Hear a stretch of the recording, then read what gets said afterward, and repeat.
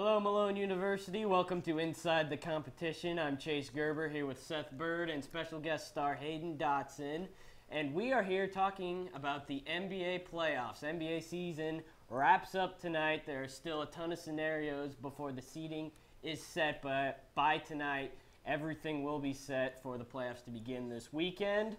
Guys, we have there's a lot of hype around this NBA playoffs. Absolutely. Let's start with the Eastern Conference so far. Now, before we get into the matchups, let's talk about tonight real quick. First off, the Bulls and Raptors locked in for the 3 and 4 seed. If the Bulls win, they will secure that 3 seed.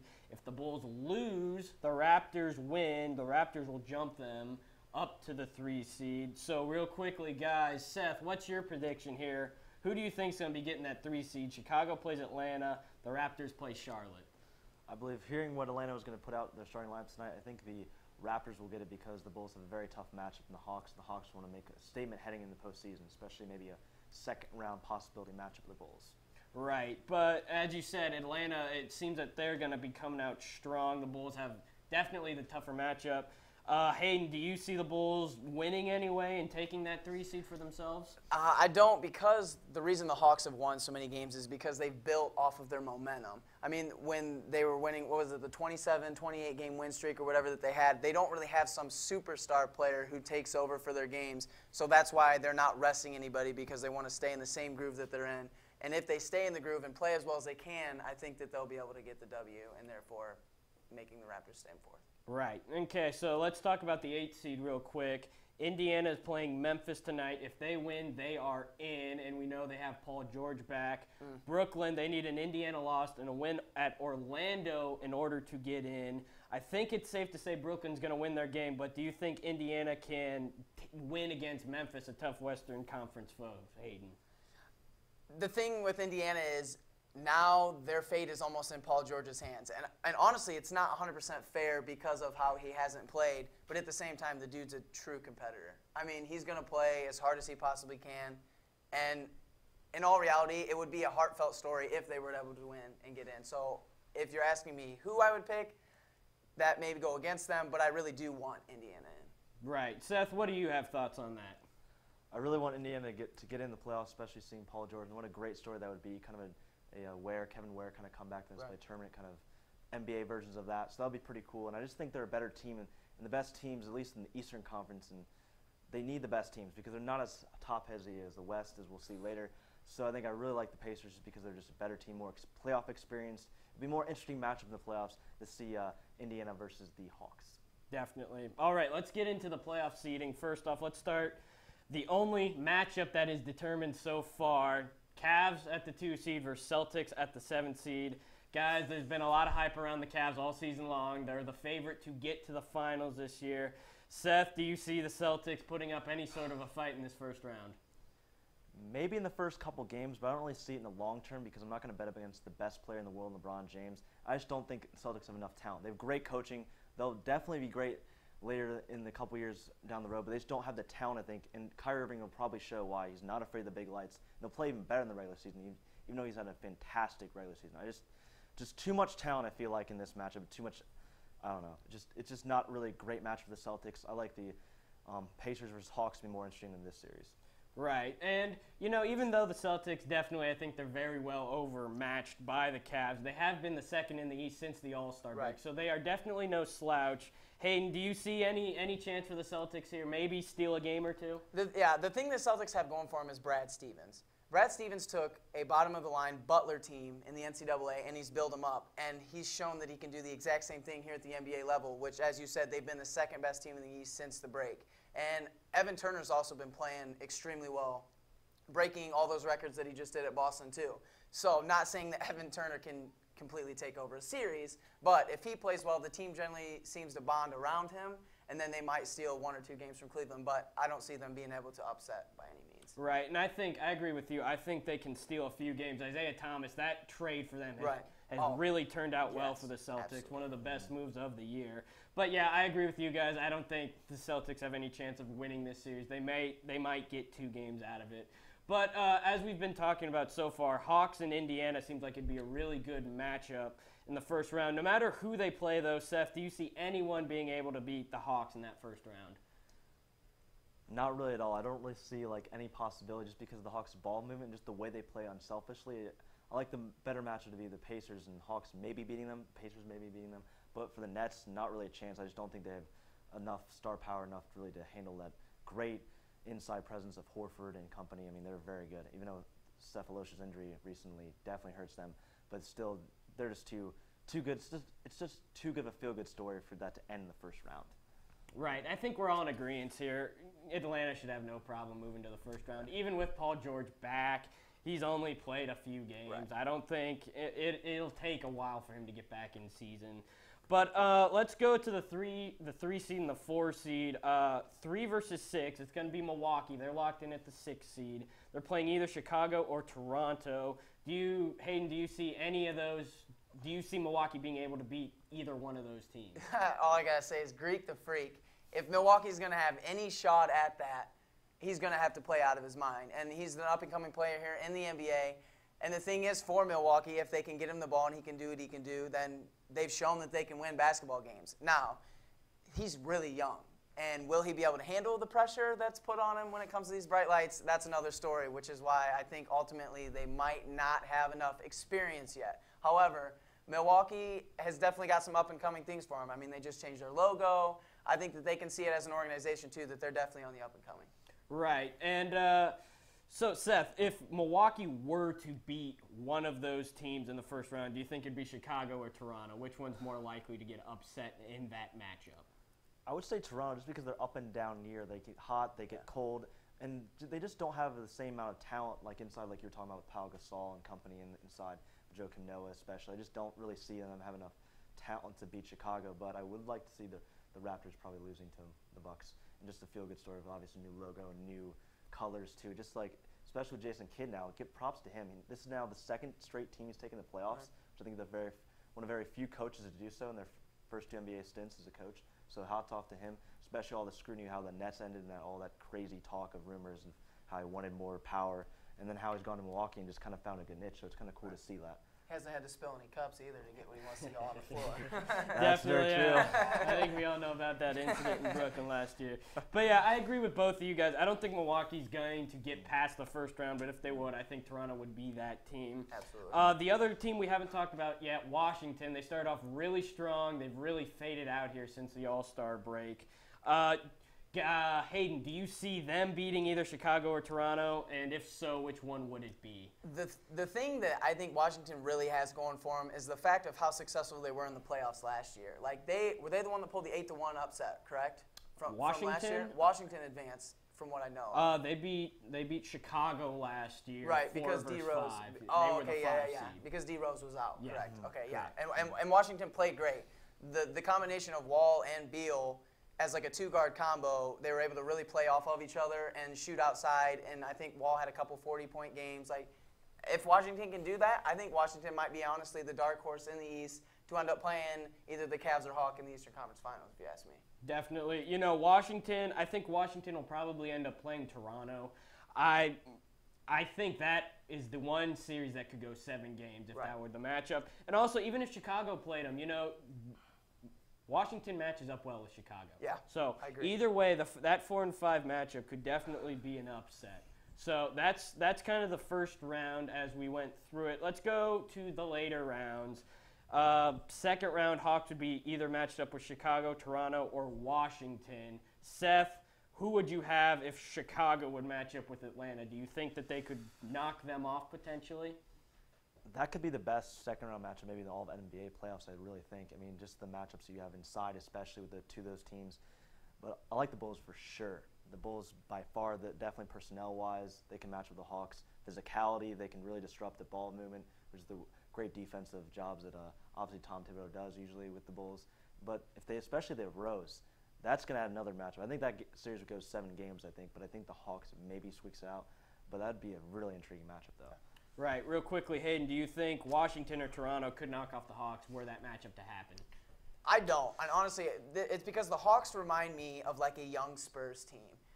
the Spurs, yes, they had Tony Parker and they have Tim Duncan, but Jeff Teague has shown that he can be one of the star point guards in the NBA, and he's super underrated, if you ask me as well. And then they have Hoffer down low, who reminds me of a bigger body Tim Duncan. He's real fundamental, that type of thing. And the way they move the ball, they kick it out to Kyle Korver, who can kind of be like a Danny Green or like a Manu Ginobili type thing because he's athletic as well. If the Hawks can play basketball like the San Antonio Spurs did last year or the year before that, just with their ball movement, watch out. I think Atlanta can do some serious damage as well. Definitely. Now, on the Cavs side of things, they'd be either playing Chicago or Toronto again, unless Milwaukee would come up with an upset. Seth, do you see the Cavs losing to anyone in that second round? No, I do not. I really don't think they're going to lose just because of the matchups-wise. I think if the Bulls would have been in that matchup, maybe a 3 seed, then maybe we're talking about maybe a possible potential upset. But besides that, I really don't see any teams beating them in a 7-game series. Too much LeBron and Kyrie, especially how he did 57 points against the Spurs. And I think that's the first time in the Popovich era that someone's done that in like years, I think, or ever. So I think really just I'm really excited to see how Irving handles the playoffs, but really I think that's really going to be the big difference why they're not going to get beat in the early rounds because Kyrie's going to be too good. I really think so. I think he's going to be the X factor that gets them easily through to the Eastern Conference Finals.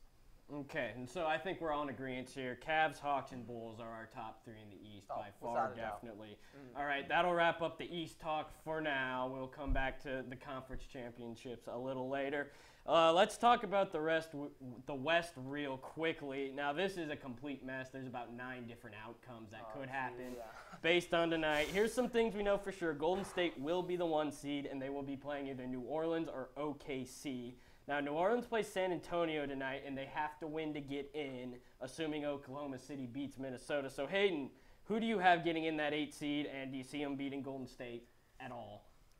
If Golden State has any prayers to them, I would be praying not to play OKC, just because of the way that Russell Westbrook has been playing towards the end of this year. He's honestly, literally lifted his team into even playoff contention whatsoever, especially now with KD not being in. Westbrook has this team and the reins in his hands. So, they have to morph around him. And just the way that he's been playing, I think that he would be able to bolster this team. And it honestly would be a really heavy, 8-1 seed, where usually, the 1 seed is super, good compared to the 8 seed. This would be a pretty good matchup to me. And so I would love to see the Thunder get in just because of the matchup that it would create because of it. Definitely. I'd agree with you, too. Russell Westbrook having an amazing season so far. Right. It'd definitely be fun to see him. But at the same time, Anthony Davis, he's been a monster all year. Right. Either way, I think it's a win-win for the NBA. I mean, they're both in talks for MVP. Definitely. So they have their teams in check for sure. Right. And okay, so the other seed that is definitely locked in is Portland at the 4 solely because they're winning their division. Now, they could be matched up round 1 versus San Antonio, Houston, or Memphis.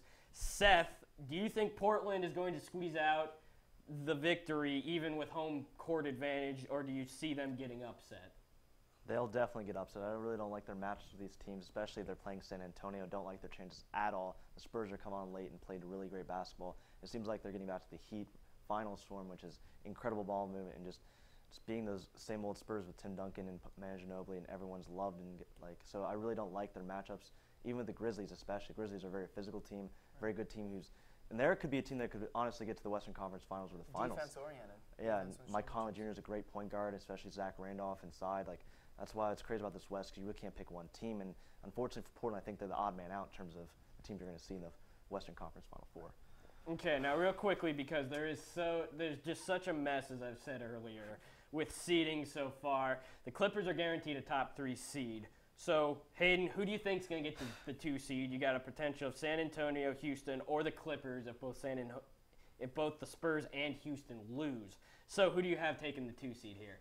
I think I have Houston taking the 2 seed, just strictly because James Harden has been playing so well. I mean, it's either the top 2 right now are him and Curry for the MVP race, and Harden isn't showing any signs of letting up either. When people ask him who he thinks the MVP is, he's not giving any credit to Curry. He's like, I'm the MVP. I'm going to take this team. And I really think that they're going to be able to seal up and lock the 2 seed in. Definitely. Okay, let's say the top 4 here. Let's take Golden State. Let's take them winning their first round here. Let's say the Clips squeak by whoever they take. Let's put San Antonio ahead because, the Spurs, they're always around. And let's take Houston into the second round per se. Okay, so let's say Golden State matches up with San Antonio. Let's say San Antonio has the 5 seed. Takes out Portland round 1. Seth, do you see San Antonio being able to beat Golden State if that matchup were to occur either in the second round or the third round? That is going to be the matchup of the playoffs. Maybe better than the finals. Like, you're talking about the two best teams by far. It will be a showdown. The Splash Brothers versus basically the old guard versus the new guard.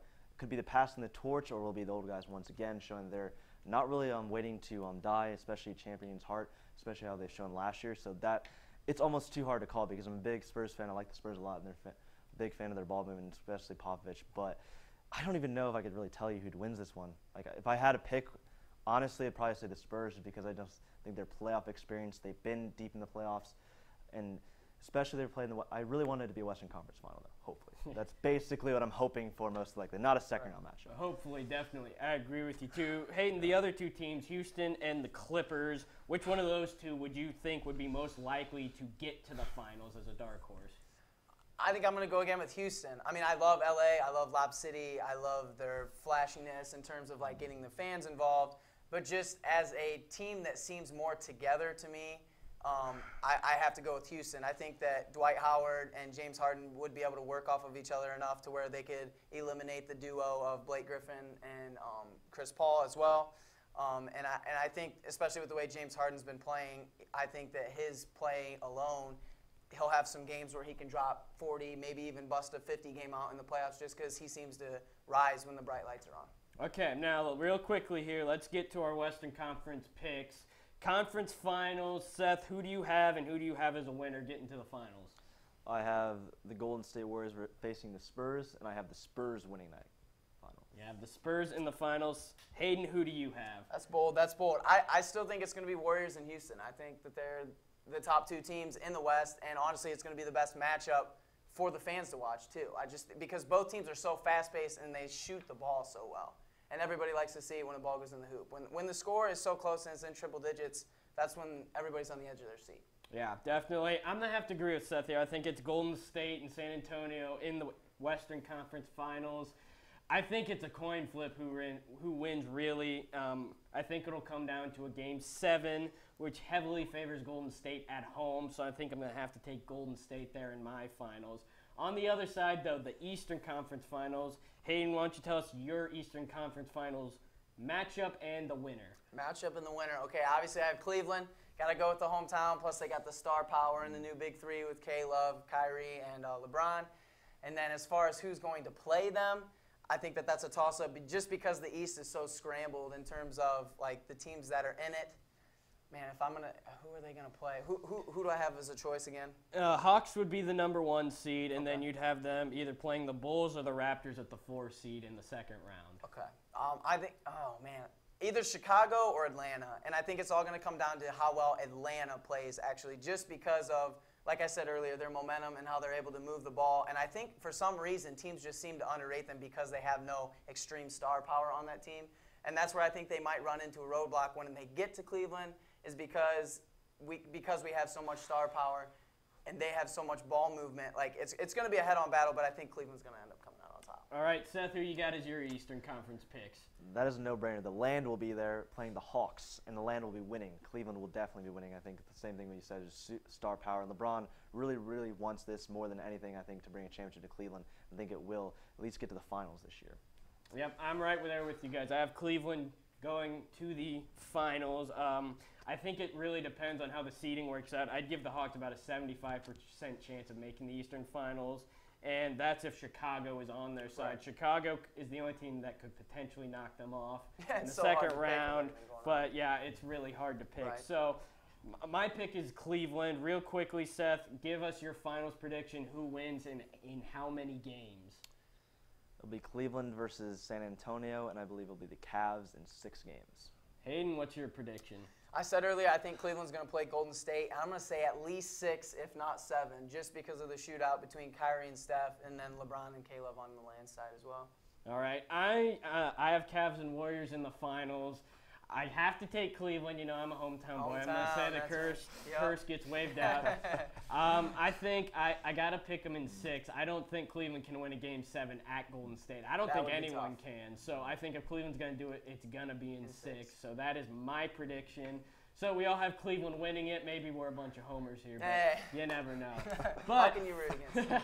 Yeah. But that will do it for our NBA playoffs preview. Thank you so much for being with us. I'm Chase Gerber for Seth Bird and Haydon Dotson. This is Inside the Competition.